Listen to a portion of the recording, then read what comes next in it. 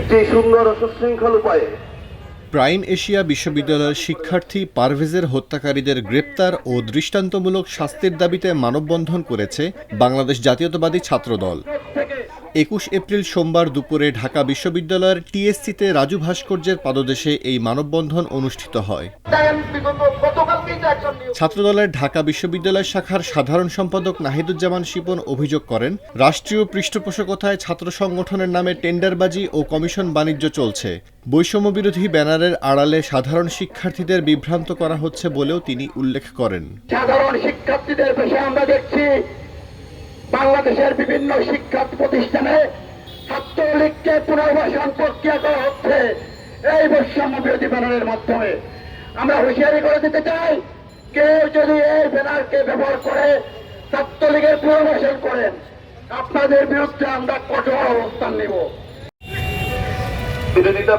ছাত্রদলের ঢাকা বিশ্ববিদ্যালয় শাখার সভাপতি গণেশচন্দ্র রায় জানান, ৫ আগস্টের গণ অভ্যুত্থানে জাতীয়তাবাদী দলের সরাসরি সম্পৃক্ততা ছিল এবং জাহিদুল ইসলাম পারভেজ ছিলেন সেই আন্দোলনের অন্যতম মহানায়ক। বাংলাদেশ জাতীয়তাবাদী ছাত্র দলের জাহিদুল ইসলাম পারভেজ সেই গণ অভ্যুত্থানের অন্যতম মহানায়ক। বৈষম্যবিরোধী ছাত্র আন্দোলন মনে হয় এখনো আছে, আনাচে কানাচে ঘুরে বেড়াচ্ছে। তারা কালকে একটি সংবাদ সম্মেলন করছে, সেই সম্মেলনে একজন বললো আপনাদের মাধ্যমেই সে মিডিয়া প্রকাশ হয়েছে, পপুলারিটি পেয়েছে, মানুষজন তারে চেনে জানে। তিনি কি বললেন যে ছাত্রদল নাকি তাদের বৈষম্যবিরোধী ব্যানারকে কলঙ্কিত করছে। আরে ভাই, কি কলঙ্কিত করব? আমাদের রক্ত গরম হয়। আমি ইতিমধ্যেই বলেছি, আমরা বাংলা সিনেমার সাবানা না। তারাই ঘন্টা কষ্ট করে একটা সিনেমা শেষ সময় গিয়ে আমরা ক্ষমা করে দেব, আমরাও প্রতিশোধ নিতে জানি।